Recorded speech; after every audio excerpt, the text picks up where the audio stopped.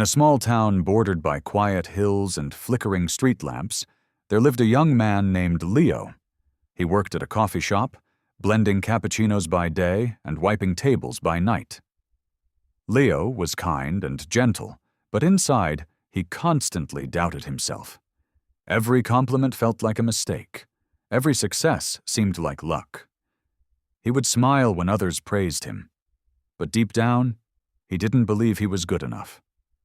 One gray morning, Leo was walking to work, passing by the narrow alley he usually avoided. It was dark, damp, and filled with shadows. But that morning, something caught his eye.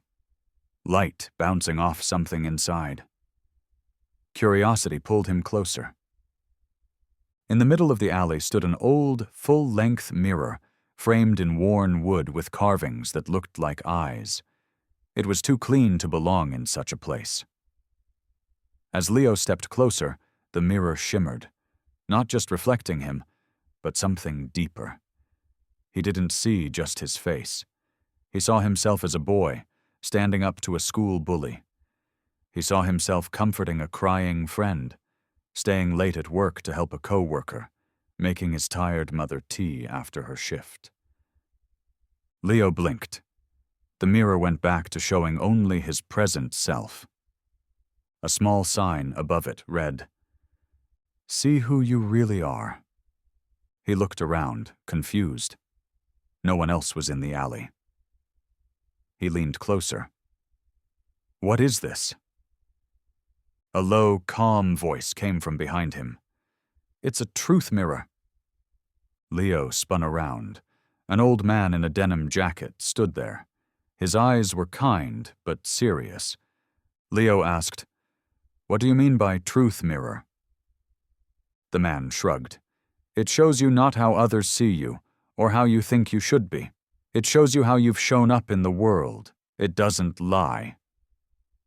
Leo looked again. This time, the mirror showed him walking alone in the rain, soaked and shivering, but carrying food for his neighbor. Another flicker. He was smiling shyly as he handed someone their lost wallet. "You've been brave more times than you've realized," the old man said. Leo frowned. "That's just stuff anyone would do." The old man chuckled. "Maybe, but most don't. And even if they did, it doesn't take away from the fact that you did. Why is it so hard to give yourself credit?" Leo stayed quiet. He didn't know the answer. The man continued. "Self-confidence isn't loud.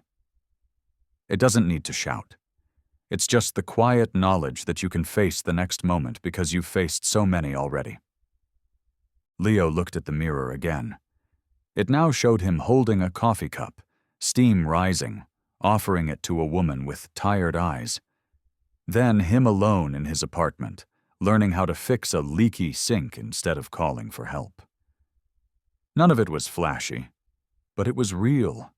Small choices, consistent strength. "I thought confidence meant being sure," Leo said slowly. "But I'm not sure. I'm scared all the time." The man nodded.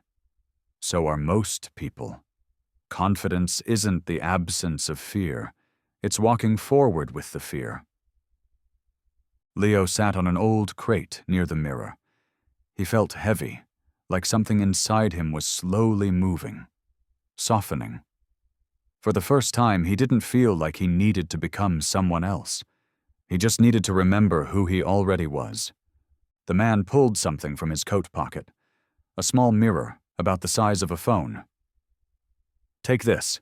It won't show you magic visions. It's just a reminder. When doubt creeps in, take a moment. Look at yourself. Ask, what have I already done that took strength? What have I come through?" Leo hesitated, then took the mirror. "Why are you giving this to me?" The man smiled. "Because someone gave it to me once, and I finally believed what I saw."